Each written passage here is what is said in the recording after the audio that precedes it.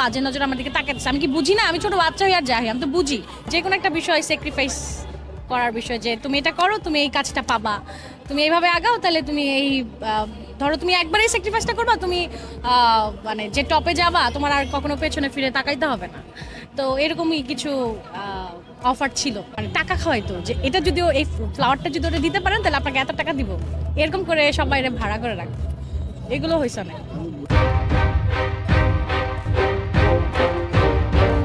আমার যদি যোগ্যতা থাকে আমি পারবো, হয়তো আমাকে একটু কষ্ট করতে হবে। কষ্ট না করলে তো এমনিও ভাইয়া আমরা কিছু করতে পারবো না। তো আমাদের নিউ কামাররা যেটা ভুলটা করে সেটা হচ্ছে কি, ওরা আসে, ওদের নানান রকম প্রলোভন দেখায়, ওরা ওই জিনিসটাতে হয়ে যায়, যে কারণে কেউ স্যাক্রিফাইস করে ফেলে, তারপরেও কিন্তু তারা ওই জায়গায় পৌঁছাতে পারে না, এই কারণে ঝরে যায়। দ্বিতীয়ত হচ্ছে অনেকে ভয়েই, যে অনেকে কিন্তু ভয়ে মিডিয়াতেই পা রাখতে চায় না, যে হ্যাঁ এখানে গেলেই তো গিভ অ্যান্ড টেক।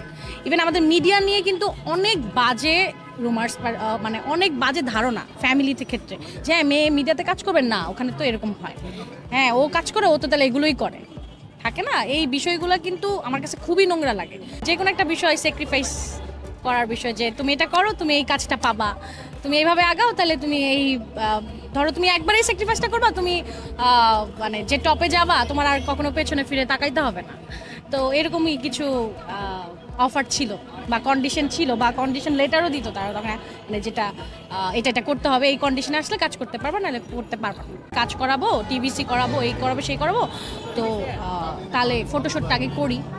তো আমি বলছি যে হ্যাঁ ঠিক আছে করা যায়, কিন্তু প্রথম দিন থেকে তার চেহারা মানে সুরত মতো ভালো লাগে না। একজন প্রডিউসার, তো সে ফটোশ্যুট করার জন্য নেয়, যাই, তো সে করে কি, মানে তার টাকা, সে না ছবি না তুলে আমার, সে কেন ছবি তুলবে? আমার কোয়েশ্চেন ছিল এটা। সে যদি একজন প্রডিউসার হয়, সে কি করবে? সে হচ্ছে গিয়ে কারোর দিয়ে ফটোশ্যুট করাবে, তাই না?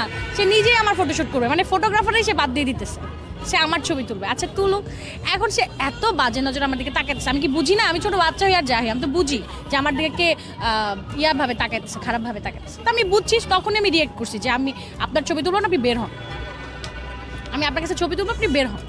এটা ঠিক যে ওই সব বিষয়ে যদি আমি না যাই বা স্যাক্রিফাইস যদি আমি না করতে পারি, তাহলে আমার খুব হার্ড ওয়ার্কিং করতে হবে।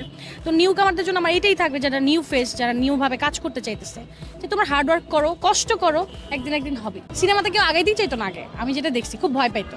এখন কিন্তু তাও নতুন নতুন অনেকে সাহস করে ঢুকতেছে। এখন যেমন একটা প্ল্যাটফর্ম আসছে টিকটক, ইউটিউবার, ব্লগার, কত প্রায়োরিটি দেওয়া হচ্ছে এদেরকে দিয়ে, কত কি কাজ করাইতেছে। তখন কিন্তু আমাদের বেলা এগুলো ছিল না।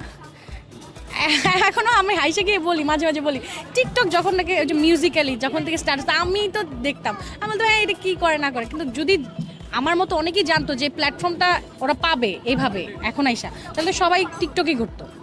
সবাই তো তখন এগুলোতে ছিল না, বুঝতোই না এটা কী। তো ওদের তাহলে কতটা টাফ হইতো আগানো কোনো কাজ করার ক্ষেত্রে। ওরা তো অফার ছাড়া ওর তো কোনো দিক ছিল না, মানে টাকা খাওয়াইতো, যে এটা যদিও এই ফ্লাওয়ারটা যদি ওটা দিতে পারেন তাহলে আপনাকে এত টাকা দিব, এরকম করে সবাই ভাড়া করে রাখতো। এগুলো হয়েছে না।